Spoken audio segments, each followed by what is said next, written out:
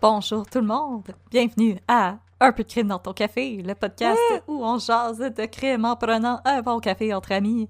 Je serai votre animatrice Audrey et comme toujours je suis avec ma partner de crime, Catherine. Comment ça va Catherine? Bonjour, ça va bien, on a fini de parler de choses atroces. Je suis contente. C'est toujours le fun de pas parler de choses atroces. Alors, de quoi tu vas nous parler aujourd'hui? Aujourd'hui, je vais vous parler d'un vieux cambriolage. C'est bien intéressant. Alors, pour se mettre dans le mood, aujourd'hui, le café que nous allons vous recommander, c'est le café, encore une fois, des torréfacteurs de Mellow, parce que c'est ce que j'avais sous la main, c'est ce que j'ai bu récemment. Fait que ça va être ça deux fois en 2 semaines. Félicitations de Mellow. Alors, c'est le café qui s'appelle Dancing Goats, donc les chèvres qui dansent. C'est un café qui a des arômes de chocolat au lait, de vanille et de cerise. C'est vraiment un excellent café que moi j'ai commandé pour qu'il soit prêt pour mon percolateur. Et c'est un café qui est vraiment très, très, très amer. Alors c'est vraiment le goût de café le plus straight auquel vous ne pouvez pas penser. Donc pas de notes ou etc. C'est vraiment une bonne tasse de café très fort. Alors, je l'ai préparé à mon percolateur et j'ai trouvé que c'était très fort. Il est un peu plus doux quand vous le préparez à la cafetière électrique. Un peu plus crémeux aussi quand il est préparé de cette manière-là. Mais c'est un café vraiment très intéressant. Alors, je répète, c'est le café de Mellow. C'est le Dancing Goats avec des notes de chocolat au lait, de vanille et de cerise. Oh, mieux! Alors, voilà. Super! C'est un bon café, mais comme je vous dis, assez amer. Mon copain ne l'a pas aimé, lui, personnellement. Alors, c'est vraiment pour les amateurs. Il n'aime pas grand-chose. Il y a le palais fin. Il y a le palais très fin. Et même moi, c'est correct. Ah, c'est vrai, par exemple. C'est ça qui est important. C'est ça qui est important, I guess. Alors, yeah! aujourd'hui, tu vas nous parler d'un vol. Mais de quel vol s'agit-il? Nous t'écoutons. Aujourd'hui, asseyez-vous bien, chers auditeurs, chères auditrices. Je vais vous raconter le vol de monnaie rare au Château Ramsay le 17 janvier 1964. Oh my God, ils ont volé les affaires qu'on recevait toutes en cadeau au début des années 2000, là, les 25 cents de collection. Ah non, ils ont pas volé ça, ils ont volé d'autres affaires. Mais vous allez voir, c'est toute une histoire. Là, je vais chercher un cas plus léger, un petit peu comme un palette cleanser, là, après avoir parlé de Cédrica Provencher et d'Alexandre Livernoche, là, parce que c'était bien intéressant, mais c'est aussi bien terrible. Là, dans ce cas-ci, c'est assez d'enfants morts.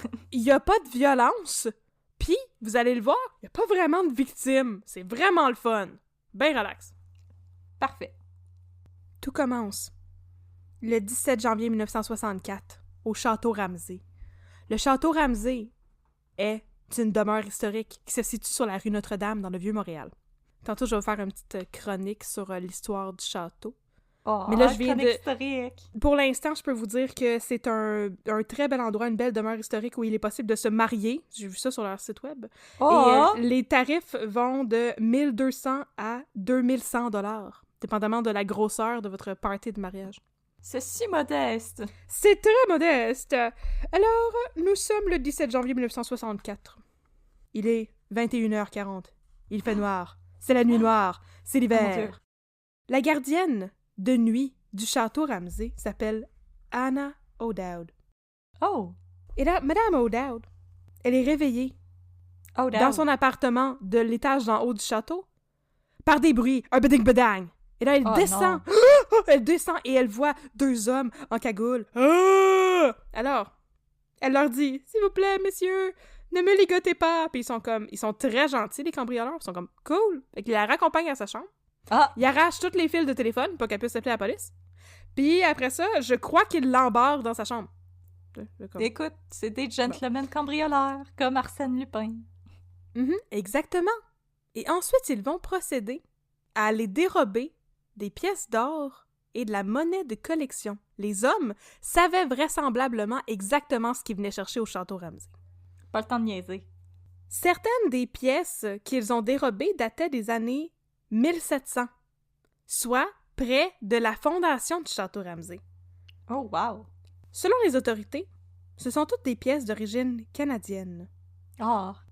Et là, selon dans les jours suivants le cambriolage, le gérant du château qui s'appelle John D. King va faire une sortie dans les médias et va affirmer que le cambriolage s'est déroulé en douceur. Oh! Ils ont été très doux avec Madame O'Dowd et ensuite ils ont été très doux avec toute la monnaie qui a été dérobée. Non, mais tu sais, il n'y avait pas de violence ni rien. Ils sont entrés par ce qui s'appelle la porte du diable, qui est la porte qui se situe à l'arrière de l'édifice. Fait qu'ils sont entrés par là. Apparemment, ils connaissaient déjà les lieux, ils savaient exactement où aller. Ils sont allés là, ils ont fait le cambriolage, ils sont repartis. Bing, bang, bing. Et là, la police a été appelée vers minuit 10. Hey, c'était tout en douceur, tout gentil, pas de trouble. Réveillez-vous même pas. Faut juste prendre nos affaires. Et là, maintenant, on va parler de histoire d'histoire, et je vais vous raconter l'histoire du château Ramsay. Alors, le château Ramsay est une grosse demeure historique qui a été construite par Claude de Ramsay, officier militaire du régime colonial, et qui occupait le poste d'administrateur à la ville de Montréal en 1705. Ça fait longtemps, ça. Ça fait longtemps. Aujourd'hui, c'est un musée historique, et c'est une société d'antiquité. On aime ça, les vieilles affaires. C'est ça. Donc, c'est un musée historique à la Société des antiquaires. J'ai écrit. Je pense pas que cette phrase n'a beaucoup de sens. En tout cas, vous avez compris ce que je voulais dire. Alors, donc, Claude de Ramsay, il était donc officier militaire, il est administrateur de la ville de Montréal, éventuellement, il va devenir gouverneur. Donc, le building d'origine du château Ramsay est fait de pierre, mais aussi de bois. Et on l'appelait château, même si c'était pas vraiment un château, simplement parce que c'est devenu, historiquement, la résidence des gouverneurs de la colonie de la Nouvelle-France. Oh, les big shots, ils restaient là! C'est beau, hein? Hey, OK, les big shots, là, il a trouvé tellement hot, là, la demeure du château Ramsay, là, que Claude de Ramsay, il a écrit à Louis XIV pour lui dire qu'il avait la plus belle maison du Canada. Oh! C'est pas assez le fun, ça? Big if true, monsieur! Là, je suis pas capable de lire mon écriture, mais je crois bien que j'ai écrit Louis XIV. J'écris mal en tabarnouche, c'est ça que je réalise en lisant mes notes. Donc, si c'est pas Louis XIV, vous nous écrirez un peu à gmail.com, puis on va l'ajuster dans nos corrections futures. Alors, la demeure à la base, qui était faite de pierre, mais aussi de piliers de bois, faisait une grandeur de 4000 mètres carrés, ce qui inclut des jardins et un verger.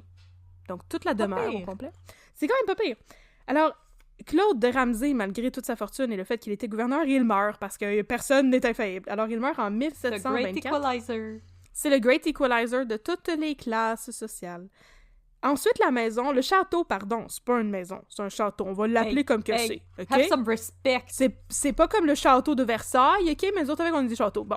Fait que le château, ensuite, est loué à Gilles Hoccard, qui est l'intendant de la Nouvelle-France. C'était pas de la petite bière, là. C'était vraiment comme la maison des gens, vraiment très important de la colonie.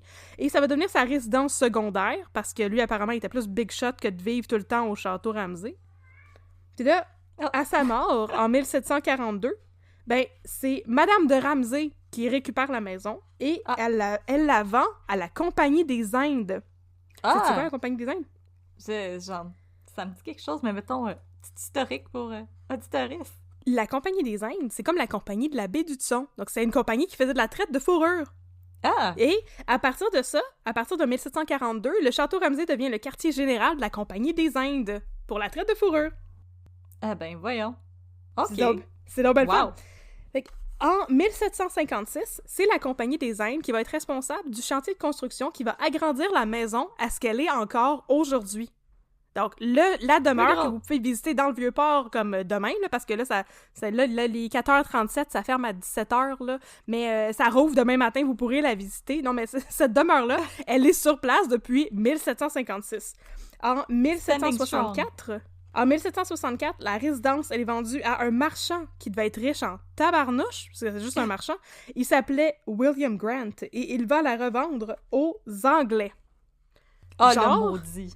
Genre, le gouvernement anglais en 1778. Fait que pendant l'occupation des Anglais, tu sais, en 1775-1776, le château est, encore une fois, devenu un lieu de pouvoir. Fait que là, c'est plus les gouverneurs et les intendants de la Nouvelle-France, là, c'est rendu comme le Bas-Canada. Et c'est leur quartier général du gouvernement anglophone à Montréal. Et c'est un endroit tellement prestigieux que même Benjamin Franklin est déjà venu visiter le château Ramsay. Oh, il est allé faire un petit tour. Oh là là là là. Il est allé prendre une petite tasse de thé. Par la suite, ça devient...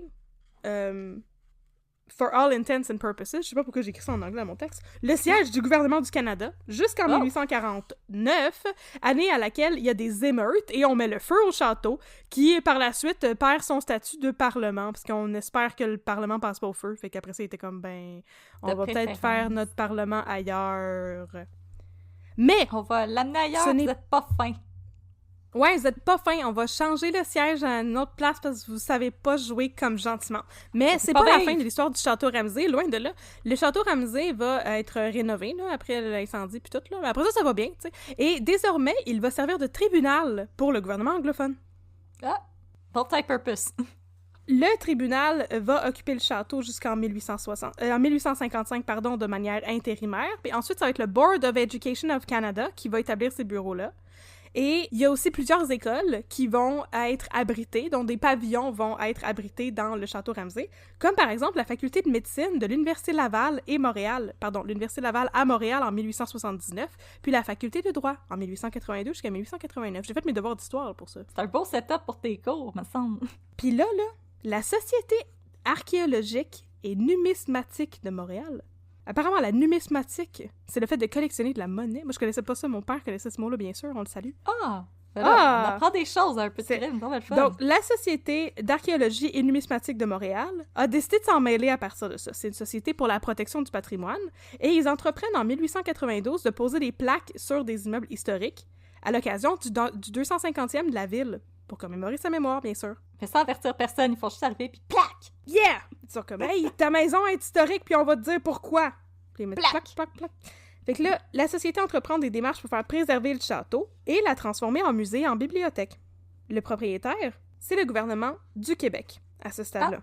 En 1893, le gouvernement du Québec fait un bitch move et décide que plutôt de transformer le château Ramsay en musée et en bibliothèque, la maison va être vendue aux enchères.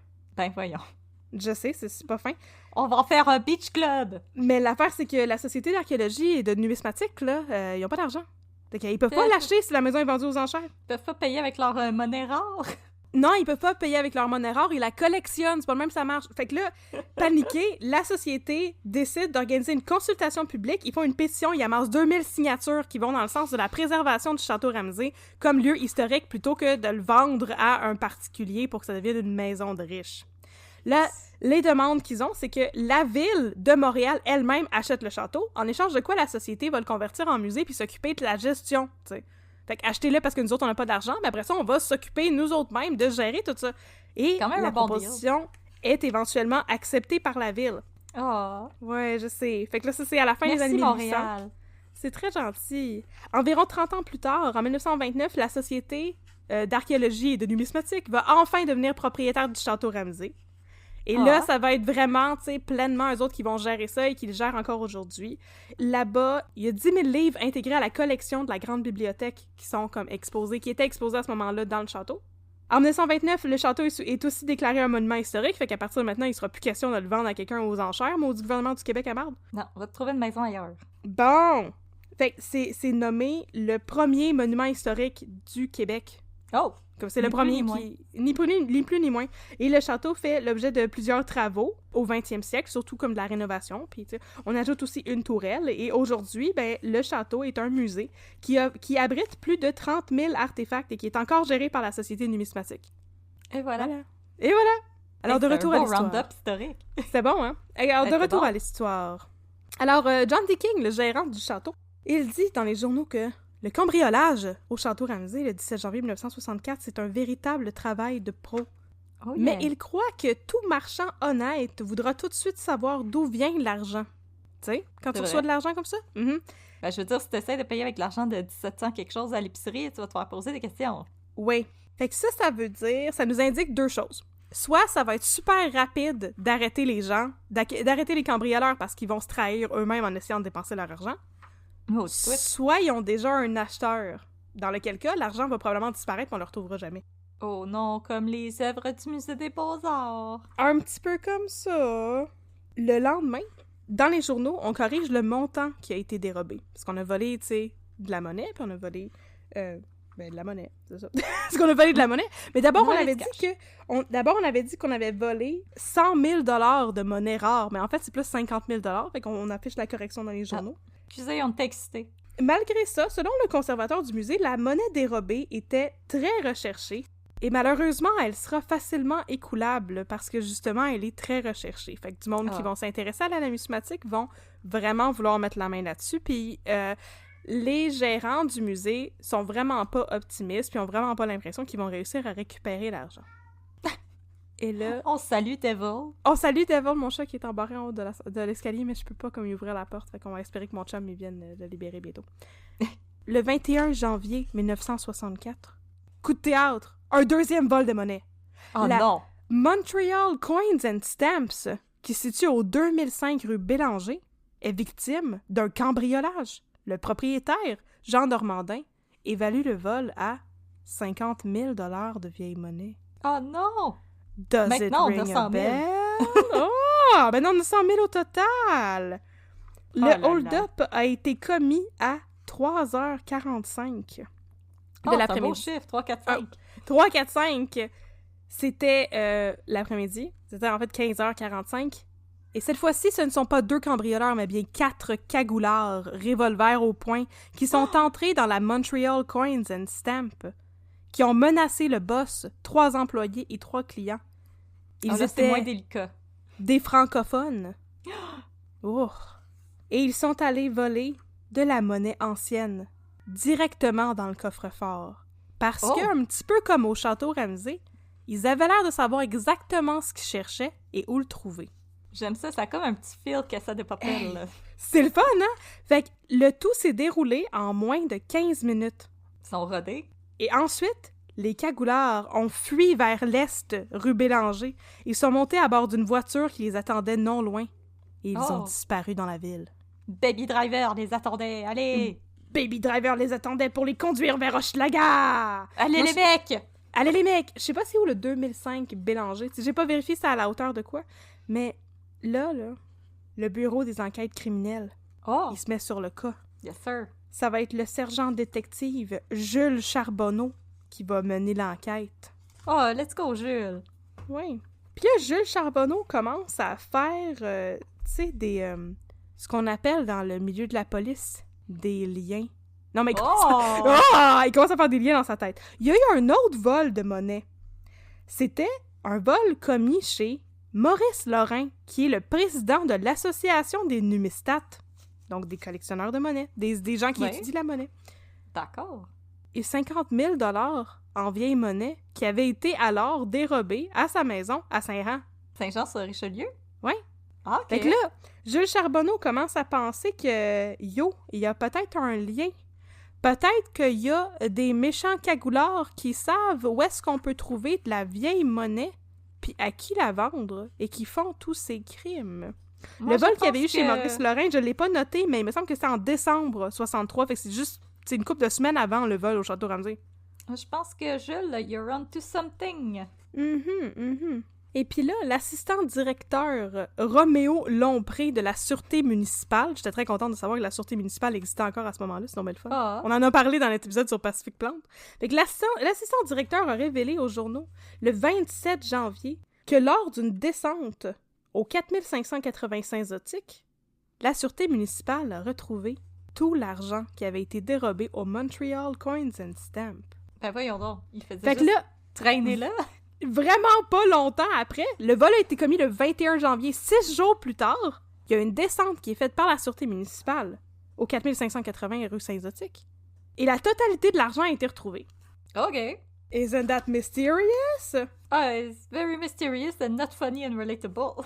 It is not funny and relatable, pantoute. Ce qui est arrivé, c'est que il y a leur enquête qui les a menés là. Pour vrai, les journaux sont vraiment flous pour ça. On manque vraiment de détails. On sait pas du tout pourquoi la sûreté municipale est allée là-bas. Mais ce qu'on sait, c'est que ce jour-là, il y a 7 individus âgés entre 18 et 37 ans qui ont été appréhendés. Fait qu'eux autres avaient déjà des suspects dans la mire. Oh. Il y en avait 2 qui résidaient à cet endroit-là, sur la rue Saint-Zotique. Puis quand la police est allée faire une descente là-bas, ils ont retrouvé tout plein d'argent. Fait qu'ils se sont juste sauvés trop vite puis ils ont tout laissé en arrière. Ouais. C'est encore trop tôt, par exemple, pour savoir si, dans ces 7 individus-là, ou les 2 individus qui habitaient sur la rue Saint-Zotique, si ça, c'est lié avec l'histoire du château Ramsay. Mais là, le 3 février, par exemple, toute l'histoire va enfin être élucidée. Ça va vraiment vite comme histoire, là. Zoom. Tout s'est passé en une couple de semaines, là. Écoute, Jules Charbonneau, là, puis il était vraiment bon. Il aurait dû aller pour le musée des Beaux-Arts. Je pense qu'il aurait été utile. Il aurait vraiment dû. C'est le capitaine détective, que je savais pas qu'il était un titre qui existait, wow. Henri Maldives, le chef de la patrouille de nuit, qui fait une descente avec 2 sergents détectives de la patrouille de nuit. Il y a une autre affaire, je sais pas c'est quoi. Dans une maison à Pointe-Saint-Charles. Oh. Là-bas, ils vont appréhender 2 suspects. Ils ont été dirigés là, possiblement en interrogeant les 7 personnes d'intérêt qui avaient été arrêtées quelques jours auparavant. Et quand ils vont fouiller dans la cave du domicile à Pointe-Saint-Charles, qui se situait au 2647 rue du Centre, j'aime bien ça d'aller les adresses, ils ont trouvé, sous 2 pieds de terre, des pièces de monnaie. Oh my God! Ils ont continué à creuser dans la cave de l'appartement. C'est comme des pirates, puis ils ont trouvé des trésors! Oui, c'est pareil comme ça. Dans la cave de l'appartement, ils ont continué à creuser et ils ont déterré plus de la moitié du butin qui avait été dérobé au château Ramsay. Ben voyons donc! Oh my God! C'était pas clair si c'était dans des sacs, c'était dans un coffre, tu sais. Fait que la police est rentrée là, ils ont commencé à creuser un peu, ils ont trouvé de l'argent, puis ils étaient comme « Ah! » Puis ils ont continué à creuser un petit peu partout dans la cave. C'est un lac qui plein d'argent! On est des pirates! Ils ont aussi trouvé une cache d'armes. Fait que là... Oh, ça c'est bon. C'était des vrais cambrioleurs dangereux! Oh non! Ils ont retrouvé le faucon maltais! Non, pas tout. Ils ont aussi retrouvé d'autres affaires qui liaient ces 2 hommes-là à d'autres cambriolages qui n'étaient pas des cambriolages de monnaie rare. Par exemple, ils ont trouvé environ 16 000 $ en mandat poste qui venaient juste d'être dérobés d'une station postale dans Notre-Dame-de-Grâce en décembre l'année d'avant. Hey, ils étaient productifs, ces voleurs-là! Ils étaient très productifs puis ils étaient très versatiles. Fait qu'ils retournent en interrogatoire, tu sais, avec ces 2 individus-là, et 5 autres qui ont été arrêtés, là, c'est pas trop clair, là, c'est quoi cette affaire-là. Mais ce que je sais, par exemple, c'est qu'il y avait 2 femmes dans les individus qui ont été arrêtés. Oh my God! Hashtag féminisme, hashtag girl boss! Hashtag girl boss!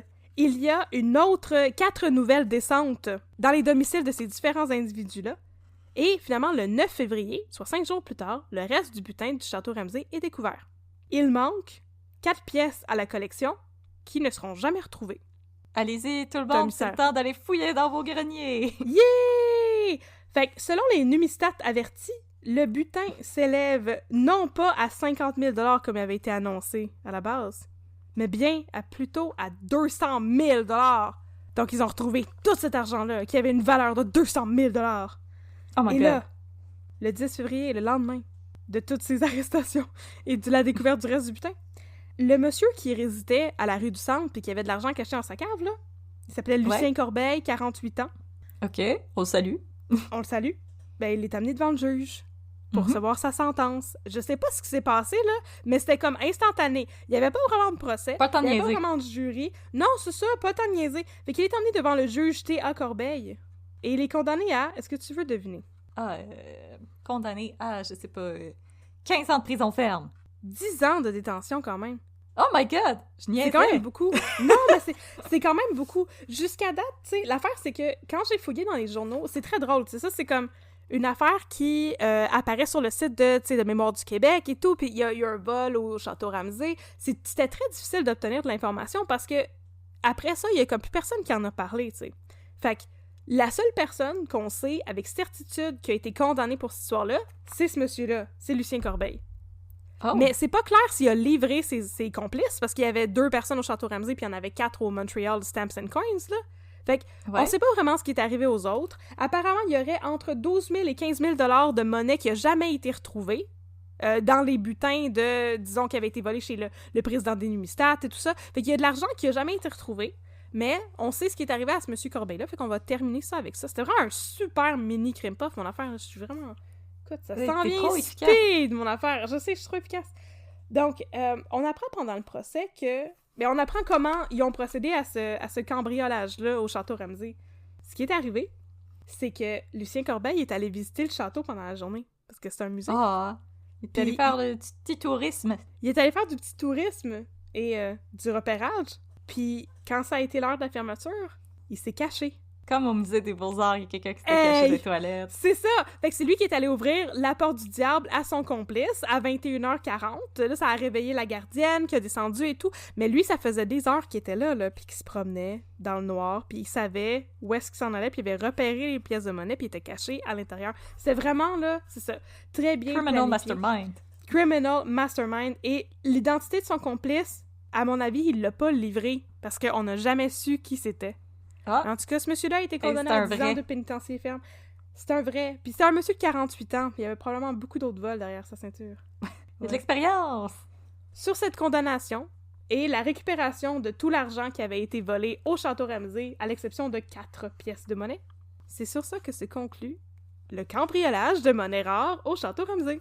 Ah ben, c'était short and sweet, mais fascinant! C'était vraiment short and sweet et fascinant, hein? Moi, je trouvais que c'était un très beau palette cleanser, là, de chercher ça. Puis, honnêtement, c'est ça, je suis vraiment désolée, là, je vous apporte une histoire très incomplète, mais avec les vieux journaux, c'est assez difficile. Il y a beaucoup de détails qui ont jamais été rendus publics. J'ai pas été capable de trouver le nom des autres personnes qui ont été condamnées pour ça. Je sais même pas s'il y a eu d'autres procès. En tout cas... Non, c'est ça que j'allais dire. Comme les autres personnes, ils sont retournés chez eux avec une petite tape sur le poignet. Je sais pas ce qui est arrivé à la personne qui habitait sur la rue Bélanger non plus. Qui avait l'appartement où ils ont trouvé une partie de l'argent du... En fait, tout l'argent du Montreal Coins and Stamps, ça. Puis, écoute, c'était une histoire très mystérieuse, avec plein de trous, mais ô combien intéressante, avec un vol de monnaie rare. C'est très inusité, tu sais. Faut vraiment que tu saches à qui tu vas aller vendre ça, puis on le sait pas à qui s'en allait vendre ça, lui. Vraisemblablement, il l'a pas vendu, parce qu'ils ont réussi à récupérer tout l'argent. Non, c'est ça, faut autant que tu saches où aller le chercher que quoi faire avec. Là, ça s'écoule pas n'importe comment, ces affaires-là. Non, c'est ça, fait qu'on n'a aucune idée ce qu'il avait l'intention de faire avec toute cette monnaie-là. Mais voilà, c'est un cambriolage qui a marqué l'imaginaire du Québec et qui a tenu le Québec en haleine. Et là, je vais revérifier les dates parce que j'étais super mélangée, puis là, j'avais des dates en 1965 puis en 1964, puis laissez-moi vérifier ça rapidement. Peut-être que ça se passait tout en 1964 ou en 1965, on ne sait pas... C'est pas le vol historique au Musée des Beaux-Arts. Qui est arrivé en 72, comme juste quelques années après. Puis honnêtement, le modus operandi de ces gens-là, je leur poserais une couple de questions. Donc, toute cette histoire, finalement, se déroulait en 1965 et non pas en 1964. Je m'étais trompée la première fois que j'avais dit la date. Donc, c'est le 17 janvier 1965 qu'il y a eu le cambriolage. Donc voilà, c'était une petite histoire de cambriolage insolite qui s'est déroulée à Montréal. J'espère que vous avez aimé ça. C'était le fun. Et que vous allez aller chercher dans vos greniers. Il manque 4 pièces encore, on sait jamais. On sait jamais. Ben oui, 4 pièces de monnaie qui n'ont jamais été retrouvées. C'est super mystérieux. Cachet mort, pièces de monnaie. Pièces de monnaie, société numastite. En plus, on a appris un nouveau mot dans le fun. C'est vraiment le fun, qui était un mot que je connaissais pas, puis là, j'essayais de, tu sais, la société des Numas Gogos, là, puis mon père était comme, oui, la société de... la société Numistat. Putain, je le prononçais tout croche. Numismat, c'est encore pire. Numismat? C'est la numismatique. Ah. Hey, j'ai probablement massacré tout le long. Ça vient du latin numisma pour pièce de monnaie. Donc, la société Numismat. Pokémon. Voilà! Eh ben, Catherine, merci pour cette histoire de crime, ce petit cours d'histoire, ce cours de langue. C'était plein de choses en un. Mais je sais... Ah oui, il y a une dernière chose que je voulais dire. Je t'écoute. Quand j'ai commencé à faire la recherche pour cette histoire-là, moi, je pensais que ça allait être une histoire beaucoup plus vaste parce qu'en même temps, au Québec, s'est déroulée une série de vols et d'invasions à domicile qui étaient commises par ce qu'ils appelaient dans les journaux une bande de cagoulards. Oh non! J'étais comme, c'est clairement la même chose. Et cette bande de cagoulards était menée par un individu qui s'appelait Victor Lévesque, qui était le notorious leader de la bande de cagoulards. Puis je me disais, clairement, les deux histoires vont finir par être recoupées. Mais non, pas du tout.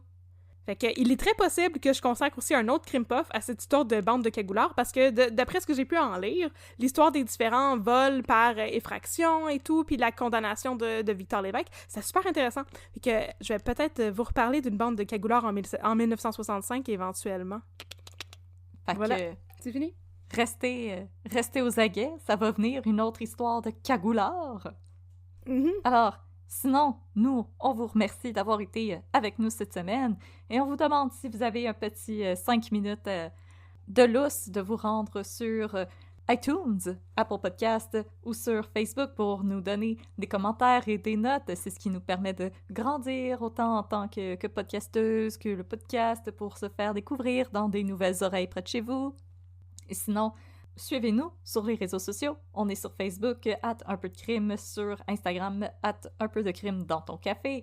Aussi, si vous aimeriez nous suggérer des cafés à goûter, des cas à couvrir ou juste pour nous dire un petit bonjour, vous pouvez nous écrire unpeudecrime@gmail.com. On adore avoir de vos nouvelles. Ça nous fait toujours plaisir de vous lire et de vous répondre. Et nous vous rappelons que nous avons un Etsy Shop si vous aimeriez vous gâter. Alors, sur Etsy, nous sommes Un peu de crime, c'est le nom de notre boutique. Les liens sont sur la page Facebook et sur la page Instagram. Et toutes nos magnifiques pièces de marchandises sont faites au Québec par les confections Jolies.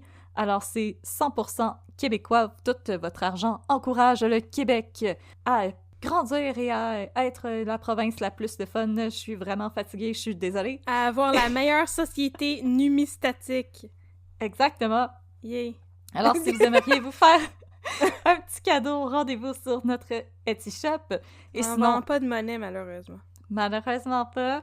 Oh, ce serait le fun des scènes avec nos faces. On remplace la reine. Oh, j'aimerais ça. Ben là, je pense que j'ai un assez beau profil pour ça. Oh que oui, madame. Oh, je te yes. le confirme. Oh yes. Alors, si vous n'aimez pas ça, District 31, c'est correct, Ouais. ça arrive, c'est pas pour tout le monde. Ça se peut. On vous dit à dans 2 semaines pour notre prochaine histoire de crime et de café. Et sinon, si ça vous intéresse, District 31, nous allons maintenant passer aux 2 minutes de babine. Je commence maintenant. Yeah! Des 2 minutes de babine. 2 minutes, 2 minutes.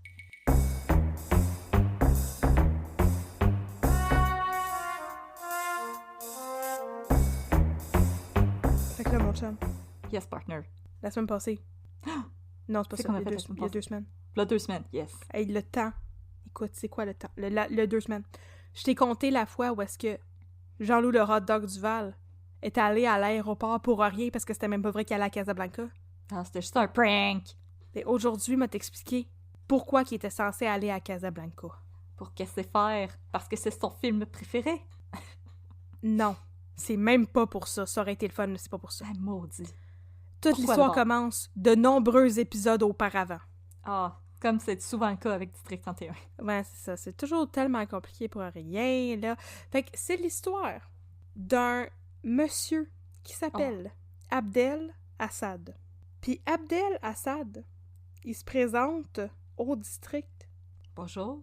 parce que sa femme, Juliane Doucet, a disparu avec leur petit bébé. Oh non! Oh, ça, c'est pas le fun. Écoute, ce qui se passait, c'est que Abdel Assad et Juliane, sa femme, ne pouvaient pas avoir d'enfant. Alors, oh non! ils avaient adopté un bébé à travers la DPJ. Donc, ils étaient comme foyer d'accueil, en attendant de pouvoir officiellement adopter un tout petit bébé qui avait été pris à ses parents biologiques parce que ses parents avaient des problèmes de consommation. Oh, Donc, c'est la très mère noble. biologique, absolument, la mère biologique était décédée. Et là, on était 1 an et demi plus tard. Là. Il avait eu bébé, puis là, le bébé avait 1 an et demi. Et là, le père biologique, tout d'un coup, était revenu dans le portrait. Il était sobre, puis il voulait revoir son bébé. Puis là, la femme de M. Assad a paniqué, puis elle a kidnappé le bébé. OK. Pour pas leur donner au père biologique. OK. De 1 à là- 11. De 1 à 11. Fait que là, Jean-Loup puis Babine sont comme, OK, ben, elle est où votre femme? Puis il est comme, je sais pas. Mais Je sais pas, c'est pas moi la police. elle a... elle a peut-être possiblement quitté le pays parce que, de leur expliquer à Abdel Assad, j'ai de la famille en Algérie. Puis là, ils sont comme, OK, mais comme, savez-vous vraiment si elle est là? Pouvez-vous nous confirmer qu'elle est en Algérie? Non. C'est pas moi la police. Je sais pas, c'est pas moi la police. Non, c'est ça. It's above Fait que my pay rate. Abdel Assad est comme, il contribue pas beaucoup à l'enquête. Puis là, c'est parce que Le kidnapping a été déclaré, fait que lui, il s'est présenté à la police pour comme expliquer la situation à la police, puis il dit « Ouais, mais tu sais, c'est parce que c'est vraiment un père indigne, puis tu sais, ma femme, c'est vraiment une bonne mère pour le bébé, puis on voudrait vraiment pouvoir s'occuper du bébé. » Tellement de bonne mère qu'elle l'a kidnappé. C'est ça, et là, les policiers sont comme « Ben, c'est bien le fun, mais c'est pas de même ça marche, la DPJ, fait qu'il faut absolument que votre femme revienne au pays, fait que pouvez-vous la convaincre de revenir au pays, tu sais. » Puis il collabore avec pas des petits vraiment, chocolats. puis tu sais, il veut pas vraiment leur dire où est-ce qu'elle est, la femme. Fait que là, ce qu'ils font, c'est, ils font la... Je sens qu'il y a des claques qui se sont perdues, là. Ah, il y a des claques qui se perdent beaucoup. Tu sais, ils finissent par comme l'arrêter pour comme entrer à la justice parce qu'il veut pas leur dire où sa femme est, tu sais, puis là, lui, il négocie avec un avocat, puis là, ce qu'ils font pendant ce temps-là, Bruno puis Patrick, ils font la chose intelligente à faire, qui est mettre une alerte pour le retour de cette femme-là au pays. Fait que si elle traverse la frontière canadienne, tu sais, ben, il y a un mandat d'arrestation contre elle. Il y a du monde qui l'attend avec des ballons. Puis là, éventuellement, écoute, par un miracle ou un Deus Ex Machina ou un affaire de même, le père biologique du petit bébé meurt. OK, ça va bien. Dans des circonstances louches. Okay. Et très violentes. Oh! Fait que là, Bruno et Patrick commencent à se demander si Abdelassad serait pas responsable de ça. Tu sais, se débarrasser du père biologique, puis après ça, ta femme a pu revenir avec le bébé, puis là, tu vas garder le bébé, puis tout. Que faisiez-vous le soir du... Ils arrivent jamais à le prouver qu'il est impliqué là-dedans. Maudit. Mais éventuellement, la femme accepte de revenir. Elle revient au pays sans déclencher d'alerte, ce qui veut dire qu'elle n'était possiblement même pas sortie du Canada. Parce que sinon, en passant les douanes, s'ils leur arrêtent... Ah ben oui, hein? Ben c'est ça! Fait que c'était même pas vrai qu'elle était en Algérie, tout ça. Elle était cachée... Non, mais elle était probablement cachée chez un membre de sa famille, tu sais. Ouais. Fait que là, Bruno et Patrick, là, sont comme frustrés avec cette histoire-là. Puis finalement, la DPJ, tu sais, évalue le cas, puis décide de laisser le bébé en la garde de ses parents adoptifs. Ce que je trouve qui est une affaire vraiment irresponsable de la part de la DPJ. Ils ont essayé de le kidnapper, ce bolac. En tout cas... Ouais, c'est comme... Moi, je pense pas des bonnes personnes. Je suis pas sûre que c'était la bonne décision. Puis là, éventuellement, Abdelassad, il revient dans l'histoire, tu sais. Parce que, imagine-toi donc que il vient de, tu sais, l'Afrique du Nord. Ouais. C'est un Arabe. Je sens que tu vas me dire quelque chose de vraiment raciste. À peine. J'écoute, j'étais pas étonnée partout quand Luc Dion nous a sorti ça, là. Mais disons une trentaine d'épisodes plus tard, Poupou reçoit un appel. C'est un informateur anonyme qui s'appelle Le Serpent et qui lui dit « Je suis dans une maison à Montréal-Nord, puis il y a des gars ici qui ont des guns, puis qui veulent faire une tuerie. Puis il faut que vous veniez intervenir. » Nice! Pourquoi t'as appelé Poupou?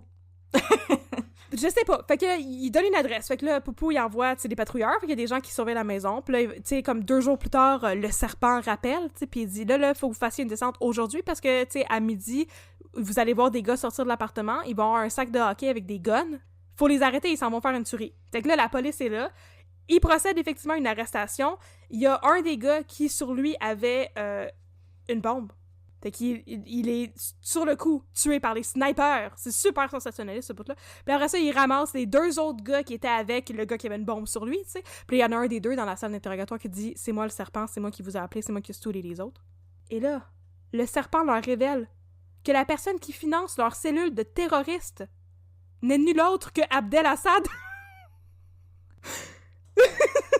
Pour la raison que je sais pas, mais bien sûr, écoute, c'était comme... En tout cas... Je pense qu'on a assez la raison, Catherine! C'est parce qu'il est musulman? Je pense! Je veux dire, bon, je vais go on a very wild guess. Je vais juste faire un geste avec mon doigt en pointant ma face comme ça, là. Ouais. Je pense que la raison, c'est... Ça commence par un R, puis ça finit par racisme. Ah, cool! Moi, je pensais que ça commençait par islam, puis ça finissait par homophobie, mais en tout cas... bon, aussi, c'est un excellent contender. Hey!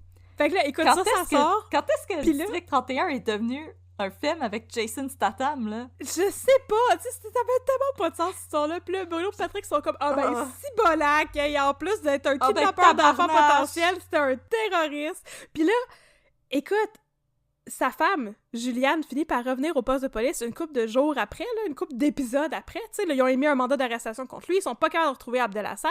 Puis sa femme vient au poste de police, puis elle dit « Faut vraiment que vous m'aidiez. Mon mari a quitté le pays, puis il est parti avec le bébé. » Ça, c'est vraiment l'arroseur arrosé de la madame qui avait kidnappé un bébé. Tables. Hey! tabarnouche! Fait que là, ils sont comme, OK, cool, mais là, allez-vous nous dire, il est où, tu sais? Il est-tu en Algérie avec sa famille? Puis là, on leur apprend qu'en fait, il vient pas de l'Algérie partout, il vient du Maroc. Same, but different. Quelque part en Afrique, là, c'est proche, là, fait que, en tout cas, l'Algérie puis le Maroc, puis tout. Fait que là, il est quelque part au Maroc, puis écoute, c'est à cause de ça qu'il faut qu'il envoie Bruno à Casablanca pour arrêter Abdelassad. Ce qu'il fait, on n'a aucune idée de ce qui se passe, mais il revient, puis tout s'est super bien passé. Il a récupéré le bébé, il ramène le bébé à Juliane Doucet, puis Abdelassad est arrêté puis envoyé en prison pour terrorisme.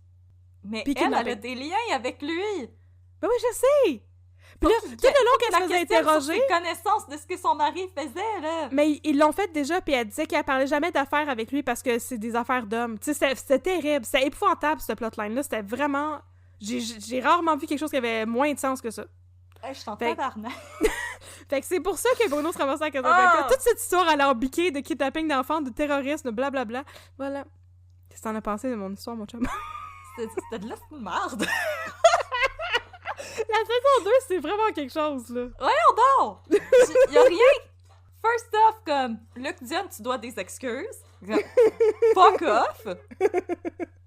Deuxièmement, s'il y a des activités terroristes, c'est l'escouade antiterroriste de la GRC qui va s'en charger. Ouais, mais là, il a appelé Poupou personnellement. Tu sais, ça veut dire qu'il a appelé au district 31 qui a demandé à parler à Stéphane Pouliot puis ils l'ont dispatché à son bureau. Il est ton crime organisé. Le terrorisme, c'est pas du crime organisé, c'est du terrorisme. Non, effectivement. Puis j'avoue que peut-être que Luc Dion avait oublié que l'escouade antiterrorisme est une affaire qui existe. Parce que tout ce qu'ils ont envoyé, finalement, ils ont envoyé l'escouade, mais il y avait aussi Poupou puis Luc Picard sur place quand que les gars sont sortis de l'appartement à Montréal-Nord, là. Mais ils ont rien à faire là. Faudrait qu'ils appellent la GRC pour leur donner le mandat.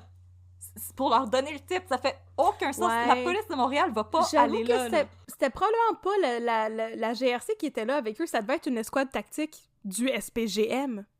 Écoute, t'es-tu en train de dire que les procédures policières fonctionnent pas, là? Hein? Écoute, je vais l'avouer. Pourquoi tu l'accuses, Luc Dion? Oui. Je l'avoue, je travaille pas dans la police, là. Ni pour la SQ, ni pour la GRC, peu importe, mais comme... Selon moi, c'est pas la police de Montréal qui va aller répondre s'il y a un attentat terroriste. Il va peut-être avoir des patrouilleurs pour comme gérer le secteur, là. Oui. Mais pas pour ça. Oh my god. Ben, moi, je trouvais aussi, tu sais, je voulais juste comme mentionner, moi, quand j'ai vu ça, premièrement, la première fois qu'on voyait Abdelassad, écoute, il était envoyé en prison, tu sais, pour entrer à la justice, puis il parlait avec son avocat, puis il parlait en arabe, ensemble, tu sais. Puis j'étais comme, ah, mon Dieu, déjà, on joue sur le fait que, comme, c'est de l'islamophobie, puis il parle en arabe, puis j'étais comme, ah, c'est un peu touché, tu sais, c'est déjà un peu raciste comme plotline, l'histoire du kidnapping d'enfants et tout. Puis là, quand ils sont arrivés avec le truc de terrorisme, là, écoute, je voulais m'arracher les cheveux de sa tête, parce que je sais pas si le monde s'en rappelle, je pense qu'il faudrait qu'on le mentionne. Les dernières fois qu'on a eu des attentats, là, au Canada, puis aux États-Unis aussi. On va inclure les États-Unis là-dedans. T'sais. On va inclure les États-Unis là-dedans, c'était des personnes blanches. Exactement. Tu sais, c'est des personnes blanches qui shoot up les mosquées, puis c'est des personnes blanches qui foncent dans des foules avec des chars pour écraser du monde, puis c'est des personnes blanches qui... C'est une personne blanche qui a tué plein de monde à l'Halloween il y a une couple d'années à Québec. Oui, c'est une personne blanche. Une personne blanche, la tuerie dans la mosquée à Québec, c'est une personne aussi, blanche. Oui, c'est ça. Écoute, fait que tout ce qu'on fait avec cette histoire-là, c'est perpétuer l'idée que les personnes musulmanes sont des terroristes. Ce qui est un gros stéréotype vraiment terrible. Mais il y a aussi justement ce stéréotype-là des... Je suis vraiment désolée à nos auditoristes. On est vraiment désolé, là, on commente Luc Dion, c'est vraiment pas notre opinion à nous. Non. Il y a beaucoup d'islamophobie, de... Là, je m'excuse encore une fois aussi pour la généralisation, mais de la génération de Luc Dion, à cause du film de Sally Fields, Not Without My Daughter. Non, mon Dieu, jamais sans ma fille! Jamais sans ma fille. Avec cette idée que les personnes... Oh mon Dieu, je suis tellement malheureuse. Oh! Non, je sais. On peut arrêter ça là, ils ont compris de quoi qu'on parle. De l'Afrique du Nord. Essaye de voler des personnes. On va juste dire ça de même. Ouais, je des femmes même blanches, pas utiliser plus de mots. Déjà, ils vivent avec cette espèce de préjugés-là de c'est quelque chose qu'on pense que ces gens-là font. C'est absolument pas vrai. Avec l'ajout de terrorisme, c'est une espèce de gros shit sandwich. Oui, effectivement, ils ont fait un lien ils ont fait comme un amalgame de tout plein de préjugés vraiment infondés sur les personnes qui viennent de l'Afrique du Nord, ou les personnes musulmanes, ou les personnes arabes, ou tu sais. Ils ont juste toutes mis ça ensemble dans le même panier, puis c'est ça qui nous ont servi. Puis, c'est décourageant. Si j'ai bien compris, sa femme est blanche. Oui. Fait qu'en plus, il y a le côté comme « Oh non, mais moi, je parle pas, nanana », fait que l'espèce de côté femme soumise. Ouais, aussi, parce qu'elle arrêtait pas de dire qu'elle avait aucune idée de ce que son mari faisait, parce que c'était des histoires d'argent, puis il y avait des histoires d'investisseurs étrangers, puis elle comprenait pas ça, fait qu'ils jouaient beaucoup sur ça, là, puis je veux dire, ils en ont joué beaucoup dans les histoires sur Christian Faneuf. À un moment donné, je vais te conter toutes les histoires de Christian Faneuf et sa femme, mais tu sais... Ah, ça, c'est fascinant, mais c'est pas la même chose, parce que c'est évidemment pas vrai que la femme de Christian Faneuf, qui était, pendant un moment dans le District 31, un des kings des motards, c'était pas vrai que sa femme était pas au courant de ce qui se passait avec ses papiers, puis elle était un prête-nom pour lui, puis elle était 100% au courant de ce qui arrivait. Dans ce cas-là, on jouait sur comment, mais moi, je suis juste la mère de son enfant, puis je me mêle pas vraiment de sa business, puis sa vie professionnelle, ça le regarde, puis toute la fausse affaire d'avoir fait semblant qu'elle se cachait avec sa famille à lui en Afrique, c'était épouvantable. En tout cas, je sais pas trop ce qui s'est passé, c'était tout un train wreck, cette histoire-là, mais que ça finisse par une histoire de terrorisme, là. Je trouvais ça absolument mind-blowing. J'avais jamais vu ça venir, puis en même temps, je sais pas pourquoi j'avais pas vu ça venir, parce que c'était gros. Oh my god.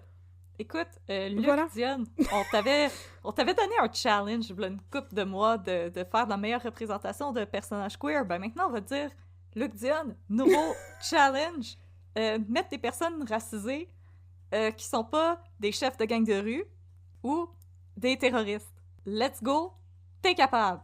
On croit en toi, ouvre la porte de chez vous, puis va jaser avec du monde. Hey, c'est malade, quand même.